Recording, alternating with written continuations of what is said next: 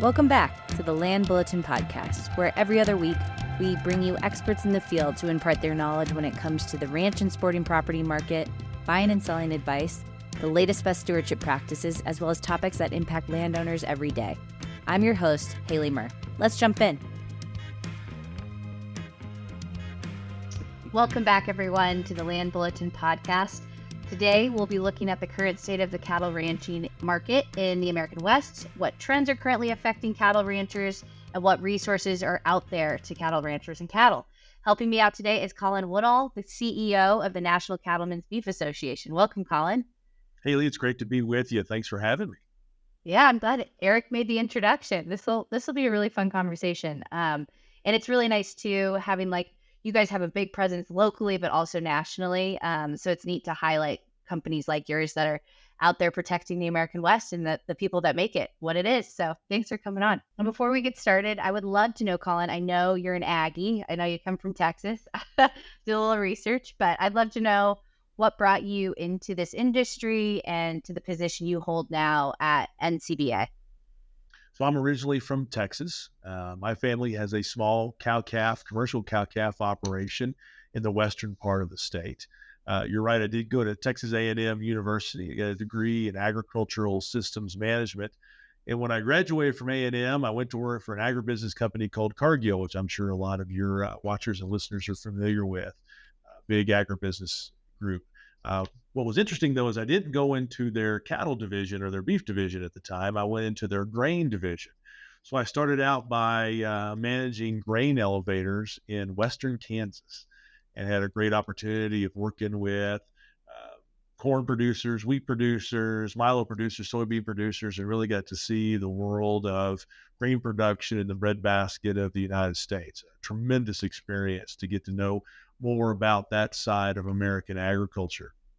But then I had the opportunity to pack up and go to Washington, D.C., where I had a chance to work for a newly elected U.S. Senator from Texas by the name of John Cornyn. Senator Cornyn is still there.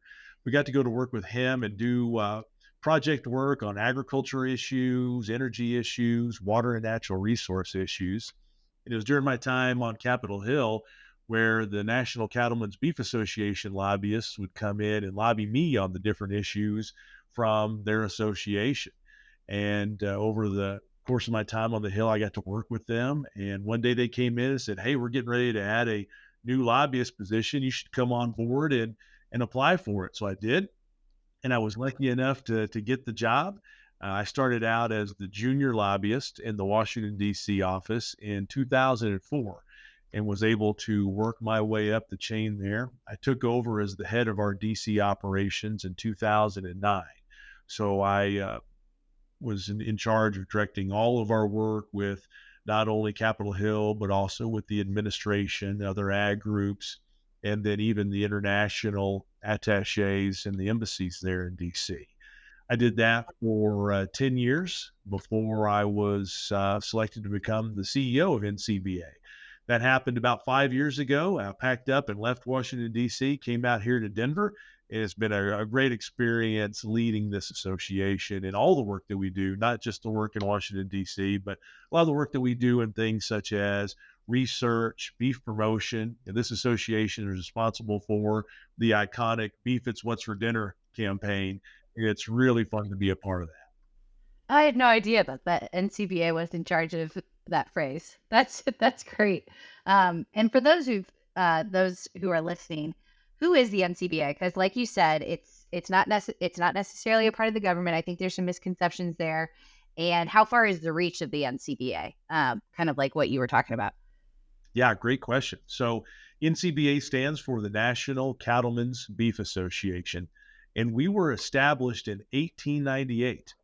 So we are the oldest and largest national trade association that represents America's cattle producers. And we are a trade association. We are not a part of the federal government. We are not a non-government entity. We are a producer association made up of cattle producers who formed this association. What's interesting is it was formed by the Denver Chamber of Commerce back in 1898. And the Denver Chamber of Commerce, at the time, they had a livestock committee, just given the importance of livestock in building Denver as a city. And so they came up with the idea of hosting a convention. That first convention was in January of 1898 here in Denver. And they had producers from, I think, about 44 states that took the train or horseback or whatever it may have been and came to Denver. And at the end of that convention, they made the decision that this needed to be more than just a meeting a year. They needed to have a full-time trade association that was actively working on all the issues that were impacting landowners and all livestock producers. Now, over time, the association has morphed a little bit. When it started out, it was for all livestock. Now we are just focused on cattle. And our headquarters is here in Centennial, Colorado, which is just on the south end of the Denver metro area. And as we look out the window here, we actually see land that was once the ranch of the first president of this association. And Oh, it's really cool because it kind of tells the story of the industry. At a time when he became president, this was nothing but fields and pasture, and now it's housing developments everywhere. And it kind of shows the challenges that this industry has had over time. But that very was much so. that was the genesis for the association. To say we've kind of grown from there. We are really known for the work that we do in Washington, D.C. So we have a full-time office there where our staff is up on Capitol Hill. We're talking to members of Congress. We're talking to their staff. We work with the White House. We work with all of the federal departments. And we also, as I said, work with other organizations, groups like the National Corn Growers Association, American Farm Bureau Federation, and the international community. The international community has a big impact on us as an industry. So being able to talk to the ambassadors and the ag attaches from these embassies is such a critical component of our success. But on the That's other huge. yeah, and on the other side of the association, we have a program what's called the National Beef Checkoff. And every time an animal is sold, $1 is set aside into what is really a very successful self-help program. And that checkoff money, NCBA is a contractor where we do programs in promoting and researching beef. So we do research on things such as food safety, E. coli. If you've ever had a flat iron steak, the flat iron steak was a result of the work that our association did with these checkoff dollars to come up with new ways to sell beef. And then probably the most iconic thing, as we had just mentioned, is we are responsible for Beef It's What's for Dinner. And it is truly kind of one of those iconic American marketing campaigns that has been just so incredibly successful in helping promote beef. And it really helped us kind of change the demand for beef and reverse what was a declining course. So we're really, really excited about that. So we are led by cattle producers. I am a hired staffer, but I report to an officer team made up of cattle producers who are in this job full time. And we are truly a grassroots organization. We have members in all 50 states. And that's what's really neat, is because the needs for a producer in Massachusetts are different from one in California. It's different from one in Washington state, and also different from those out in Hawaii. So we have this role of trying to find an ability to bring all of those producers together to have one approach to addressing all of the challenges that we see.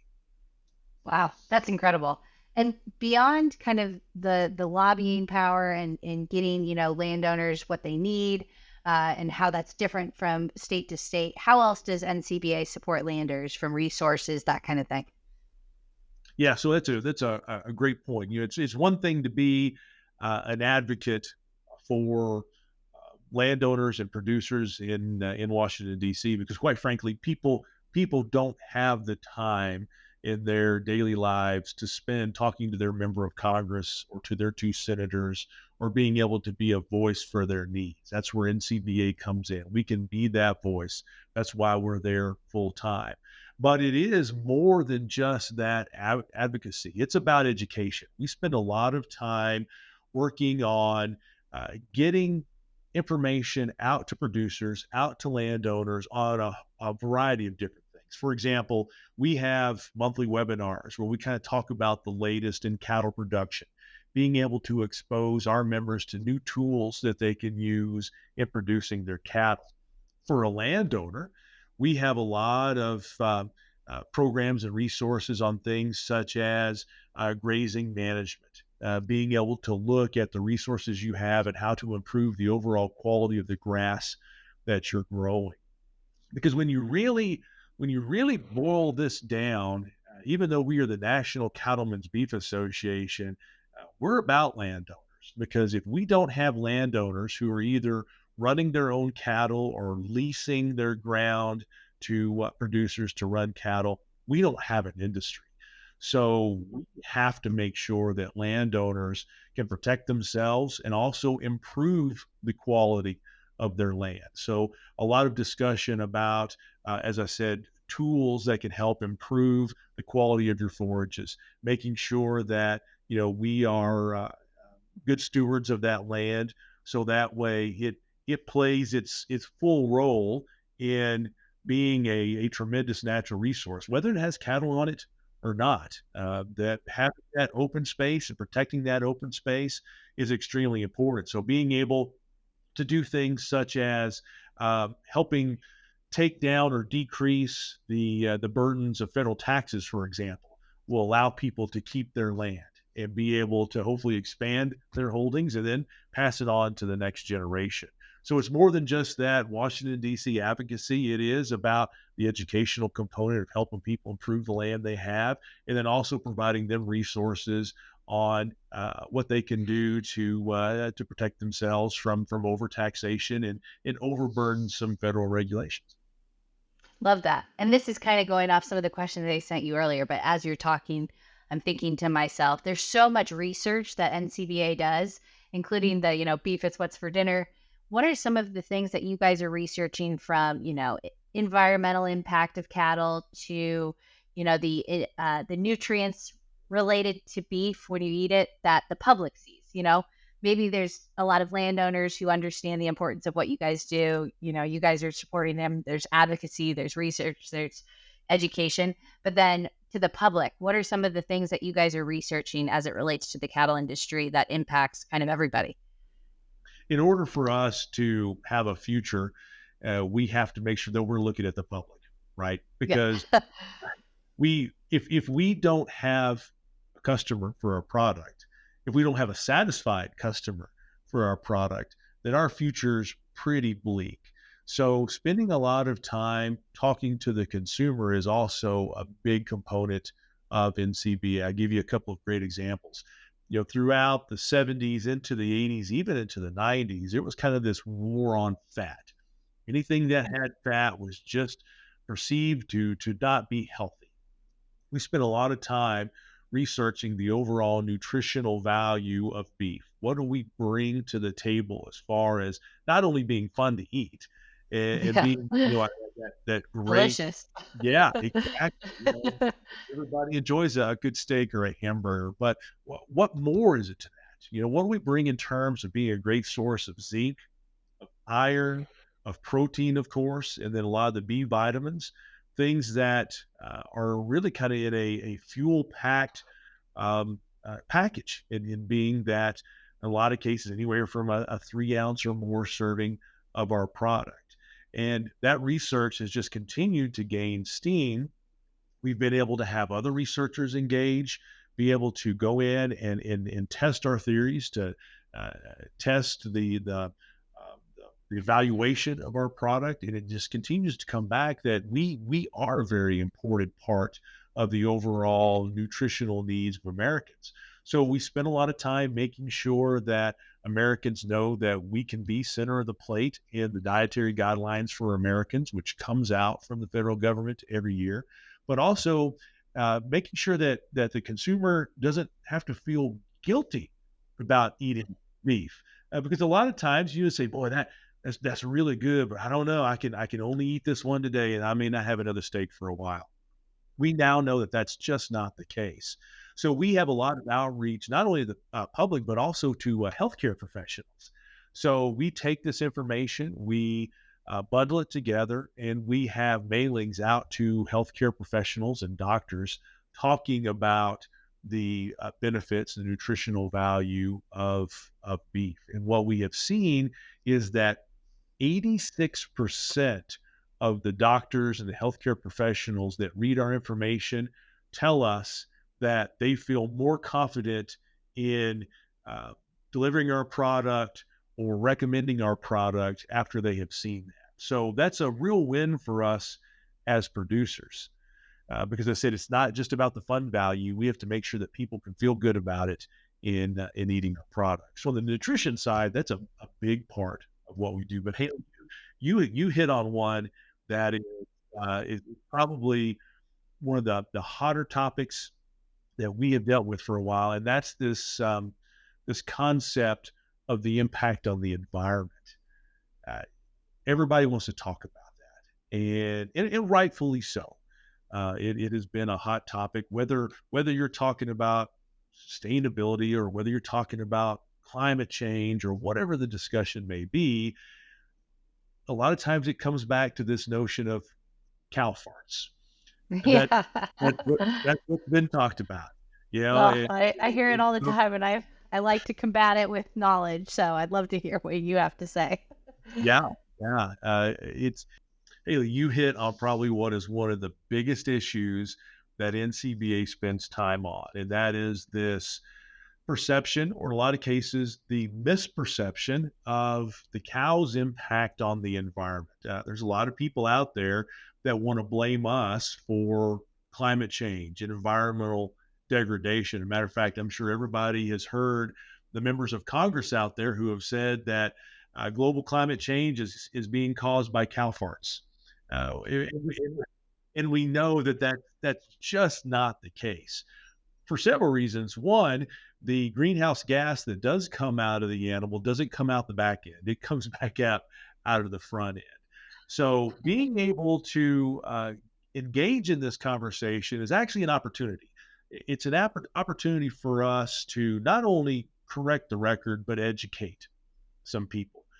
We also want to be open and honest. We have nothing to gain as an industry from trying to hide something or use smoke and mirrors or sweep it under the rug. The fact is, the way the cow is constructed, they have a four-chambered stomach.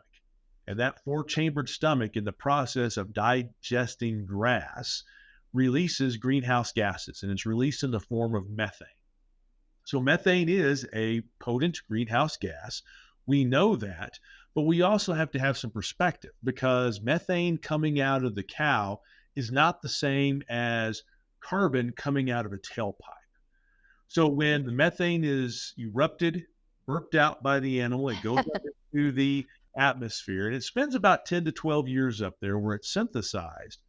Then it comes back down in the form of carbon that can be absorbed or sequestered by growing plants and utilized in photosynthesis to help that plant grow more, which the cow can come along, graze on that grass, and once again turn that grass into a high quality protein. So it's a very virtuous cycle and a very important cycle in being able to produce that protein while at the same time being able to keep things growing and keep things green. Now, I talk about things such as the four-chambered stomach. It has an omason, an abomasum, a rumen. These are all things that we know as producers, but 99% of American agriculture or American population is not involved in agriculture. And so we need to figure out a better way to take that story and talk about it in a way that's a little bit more easily digestible. So this is kind of how we've come up with it. We say, hey, think about a technology that's solar powered. And so already you get people going, oh, all right, solar Yeah. powered. I can And then, connect to that. yeah, it's mobile without the use of fossil fuels. It can self-replicate, and it can take a trash substance that is no value to humans and turn it into high quality protein. And all of a sudden you get people shaking their heads saying, yeah, that sounds pretty good. Then we can come in and say, well, that's the cow. That animal, like all animals, are truly solar powered. they do self-replicate in the way that they have, generation after generation, and they they can take what truly are materials of no value to us as humans and turn them into a high quality protein. We can't eat grass. We can't eat cotton whole seeds. We can't eat so many of the things that a ruminant animal can, and therefore it gives them kind of what we call the rumen or the bovine superpower. The superpower of the cow is to take those items that we can't eat and turn it into a T-bone or a ribeye. That's what's really cool. We also call it upcycling, Haley. It's another little term that really gets people's attention, and that upcycling is again taking things that are no use to us and being able to allow that rumen in the animal to turn it into a high quality protein. And when you think about the animals out there grazing, as they graze that grass, it helps that grass promote more growth. So we are keeping land in green space. When we graze on federal lands. So, for example, so much of the Western United States is owned and managed by federal government agencies, the Bureau of Land Management, Forest Service, et cetera. We can go in and we can get grazing leases from the government to run our cattle. And when you have cattle in these federal lands, they can eat down the fuel loads, which help control forest fires too. So it's not just about what we can do from the nutritional value of a high quality steak, but anything we can do to keep our forests from burning is also, I think, extremely important to us as producers, and it provides a value, especially on those federal lands. And if we weren't there, you would have that continued underbrush growing up, which just makes Western fires that much more brutal and intense. It's I love that you brought that up because a lot of ranchers that we've spoken to, not to say all forest fires start in federal lands, but a lot of them start in public lands just because they're huge. They're these big spaces that don't have the money or the management to kind of watch the whole thing. And the ranchers that we work with, they're always speaking to the fact that if we were there with our cows, a lot of this would have been sequestered or at least managed a little bit more or mitigated than some of these bigger fires have started. Another thing I'd love to bring up too, since we're talking about the environment and misperceptions of cattle, one great group we work with a lot is Colorado Cattlemen's Agricultural Land Trust. And one of the things that I've learned a lot through working with them over the past couple of years is how having cows managed correctly can really help with soil health too. So a lot of these landscapes where the soil is really starting to be degraded, dried out, used up, cows can really help with some of those soil types too. So just another thing I'd like to touch on for the people who are listening who are wondering what the impact cows have in a positive way. Thank you for bringing that up. And you also keyed on a couple of our very important partners, Colorado Cattlemen's Ag Land Trust, the Colorado Cattlemen's Association, Colorado Livestock Association. And we talked earlier about NCBA as that national voice, but we also have a federated structure where these state cattlemen's associations are also a part of NCBA. And that has been really, really important to ensure that there is not only a national voice, but also a state voice. And the Ag Land Trust, they play a critical role because of being able to take a lot of the federal programs that are out there and ensure that land is protected for the future. We've got to keep this land in green space. Regardless of what anybody wants to think about climate change or any of that, really, one of the things that the cattle industry brings and that landowners in general bring is being able to protect that green space, keep it in rangeland, keep it in forests, keep it to a point where it is sequestering that carbon from the atmosphere. But you're right, we find in a lot of places that there is range degradation, and the bovine, the cow, going out on the range serves a lot of purposes. One, the cloven hoofed component of our animal. A cloven hoof being just, it's not just one solid hoof like you find on a horse. It just have that split in the middle. As the cow is walking across the range or the pasture, it that cloven hoof helps break up the soil. So whenever you have the chance to help kind of break up that soil, it allows for seeds to get back in, to be able to germinate. It allows for that soil to be able to take on and retain more of the moisture. And then, as I said, that animal going through, it's grazing what is there. Whenever you graze, much like mowing your yard, right? Whenever you graze a grass, it's going to promote growth, continue the growth. And as that process works, ultimately there's manure that's coming out of the back of that animal that serves as a tremendous fertilizer. So we have example after example of where you can take a degraded, in a lot of cases, sometimes even a barren uh, landscape, put cattle on there, and over time, especially as you manage the grazing and keep the animals moving, you can restore this rangeland. There's a term that's being used called regenerative grazing. That regenerative grazing truly is that whole process of allowing the animal to do its natural thing, and as a result, you have the land that can really heal. So, barren land that doesn't have much topsoil, you start getting that growth of the grass. You start getting the manure, fertilizing it. You're going to start rebuilding that topsoil, and then making that land healthier. So that is something that, to your point, Haley, we probably don't talk enough about, but it is a critical component of what ruminant animals, especially cattle, could do just for the benefit of rangelands, pastures, the health of the soil, the health of the plants, and the overall health of the local flora and fauna. All of a sudden you start seeing the return of native plants and forbs and wildflowers that you didn't have before. We have a young lady who she and her family just won the National Environmental Stewardship Award. They have a cattle operation in Texas, and she shows these beautiful pastures that are full of wildflowers and different pollinators like butterflies that weren't there before they really started using cattle to better manage that land. So that's exciting to be able to show the benefits that we can bring. That's huge. Yeah, the reason I just bring that up, it's a lot of our ranchers that we've sold properties for, help purchase.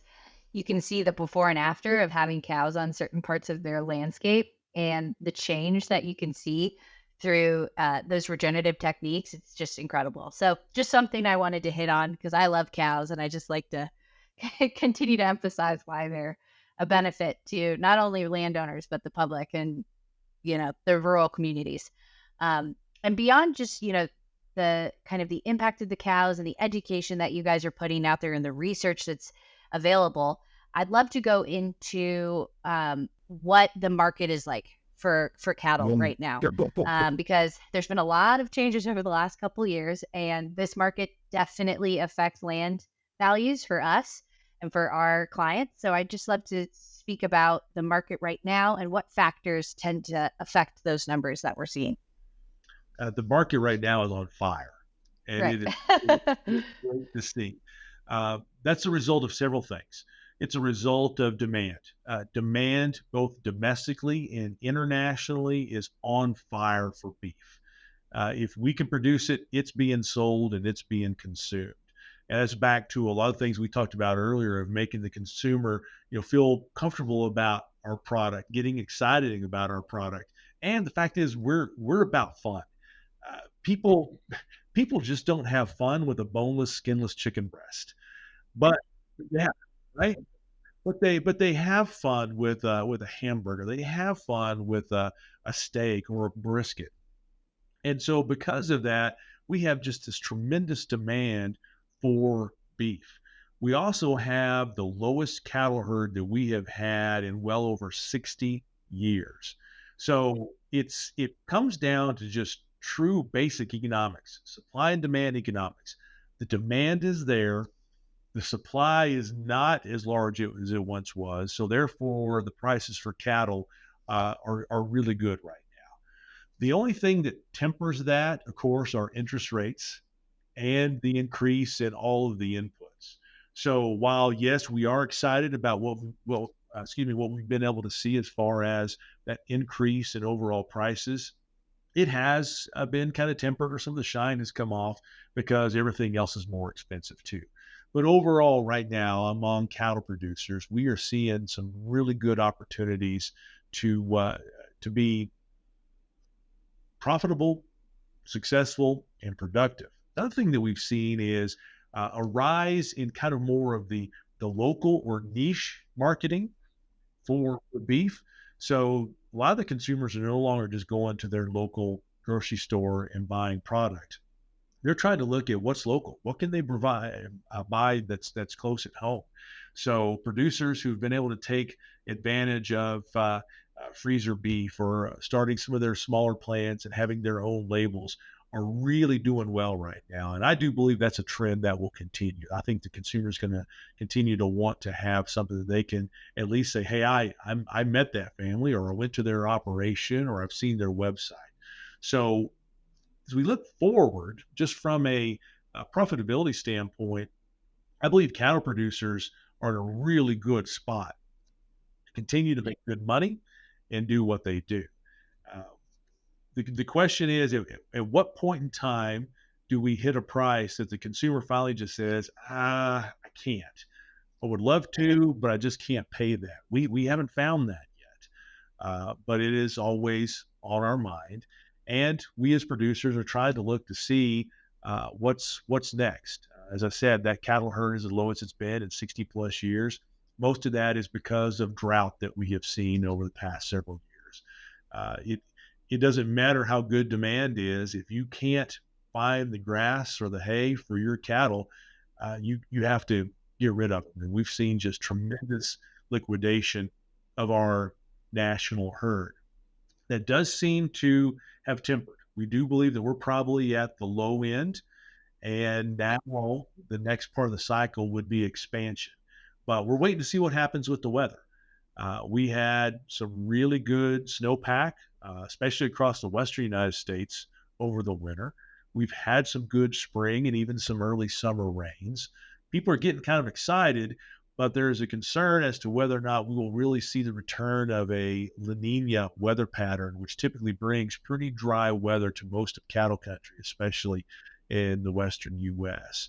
Uh, Producers are waiting to see, because they sure don't want to go out and buy these cattle, bring them on, only to find out that they're going to run out of water or run out of grass. So as soon as we start seeing the promise of continued moisture, we'll start to see our herd grow. And as that herd grows, it will continue, I think, for the next several years to provide cattle producers the opportunity to get out there and make some money. And we've needed it. We've had some rough years. And so right now, we've got a lot of producers who are taking some time to kind of heal up, pay some debts, and really bank some money for the future. So, Colin, I would love to know, there's a lot of things happening internationally right now that are impacting, our interest rates at home, a lot of different markets. How are these international affairs affecting the cattle market? We find ourselves impacted tremendously by international affairs and actions that are just way out of our hands. Anytime that you have an international conflict, for example, the uncertainty of whether it's Israel or whether it's Ukraine and Russia, the uncertainty has an impact on the market, and that market does translate into what we see as prices being paid for cattle. So we can have a really good price one day, and then all of a sudden you can have international news that kind of rattles all markets, and then we're left really kind of just taking it because there's nothing that we can do, and we have to wait for things to kind of come back. The U.S. cattle market is not just about the fundamentals. It's not just about supply and demand. We are influenced by what's going on Wall Street.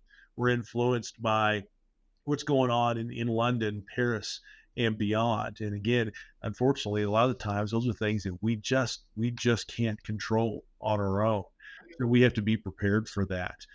But also, we do sell our product overseas as well. We export about 15% of our production. And the reason why that's important is because today all of the trade agreements that we have internationally are adding over $450 to the value of every marketed animal. That's 400, yeah, that's $450 in our pocket that we otherwise wouldn't have. And a lot of times that is due to cuts of beef that really have no use to us as Americans. So Americans aren't big eaters of beef tongue, for example. We don't eat a lot of kidneys or hearts. That's just not it's just not what we do. But there are other countries or other cultures that love those cuts from the animal. So if we can take a beef tongue, for example, which is worth maybe $1 a pound here, we can send it to Japan, and it can be worth $20 a pound. And we as U.S. producers get the value for that. So international trade is extremely important for our overall success. And as we think about the future of this industry, while demand is good here domestically, we're a fairly robust or mature beef eating country. We're not going to find a new demographic that's all of a sudden is going to start eating beef here in the U.S. We already have solid beef eaters. But there are other countries where they're just now starting to really get a taste for beef, and we want U.S. beef to be that preference. China is a great example. As China has continued to grow and mature, they no longer just eat pork and poultry. They're now eating beef. And as such, China is one of our biggest export markets. So we are making good money off of that. So anytime you have a situation internationally that jeopardizes that China-U.S. relationship or the relationship between any other country, it can impact trade. And if all of a sudden we lose an international market, then that's money out of our pockets as producers. So we watch the international politics very closely because it does directly impact cattle producers and landowners. We've dealt with a couple people from China who, their soil is so bad over there that sometimes, it's pretty impossible to have giant herds of cattle. They have to ship. There was this one client we worked with. They had to ship alfalfa in cubes from the U.S. to China to feed the cattle they have. So it's just how important and cattle is to our country and how hard it might be to actually produce it elsewhere. So to your point, anything that happens elsewhere will affect us in some capacity. So, but that's interesting. $450. I didn't know it was that high. So what's your advice then for people who are maybe looking at cattle ranches that are for sale or thinking about entering the industry? Is this a really good time to enter the space? And what kind of resources are out there if maybe you've never really been a producer before? Oh, this is a great time. And I would encourage everybody, if you're thinking about a place to put your money, put it in land and put it in land that's got pastures, has some hay, because there is a demand for cattle. You will be able to get in. You will be able to find a way to make some good money here. Because, as I said, I am bullish on this industry right now. We have opportunities now. We will continue to have opportunities, and when you look at the amount of land that is being converted into strip malls, housing developments, Ugh, I hate it. it means that those of us who have land are only going to find that land, one, to become more valuable, and the cattle on those lands becoming more valuable. You look at Denver.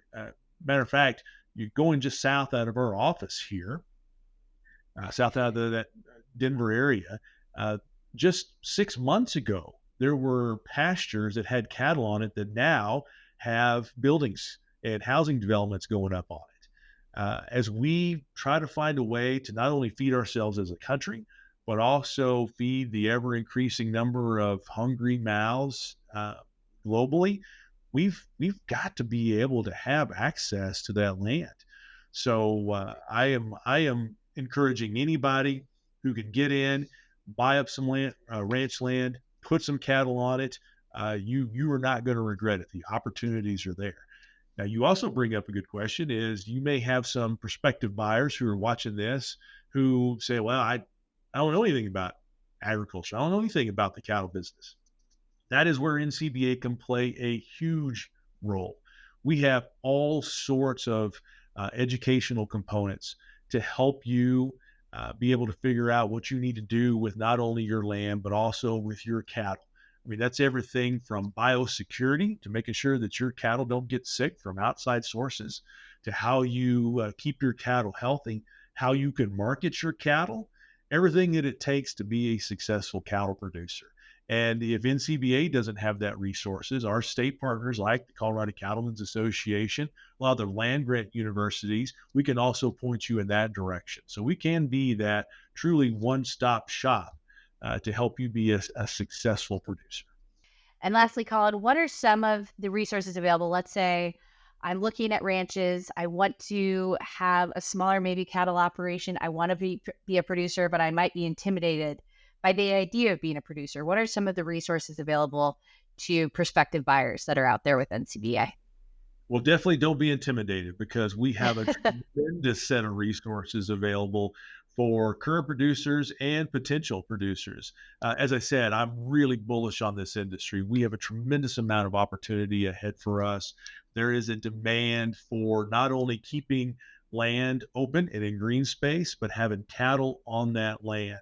So some of the things that we can do is to help you through a program that we call Beef Quality Assurance. It's called BQA, which is a certification program that helps you really learn everything from biosecurity to the best way to load your cattle on a trailer, to the way to help move them around, not only your pastures, but within working pens without even having to say a word. It's a really Wow. impressive and effective training program that is free, and you can get it from NCBA. We also have ongoing webinars where we each month will have a new issue or a new topic on how you can become a better producer. We have what's called Cattlemen's College. It's a part of not only the state meetings, such as what you would find at the Colorado Cattlemen's Association, which they just had here a couple of weeks ago, but also every year during NCBA's convention. The next one is going to be February 4th through 6th in San Antonio. Cattlemen's College is a place where you can come and you can hear directly from a lot of these experts on what you need to get into the business, get comfortable with the business, and get better at the business. And so much of this is available at NCBA's website, which is ncba.org. So we truly are a one-stop shop to help you with everything from cattle health protocols to marketing, to animal welfare, to overall just being a good producer.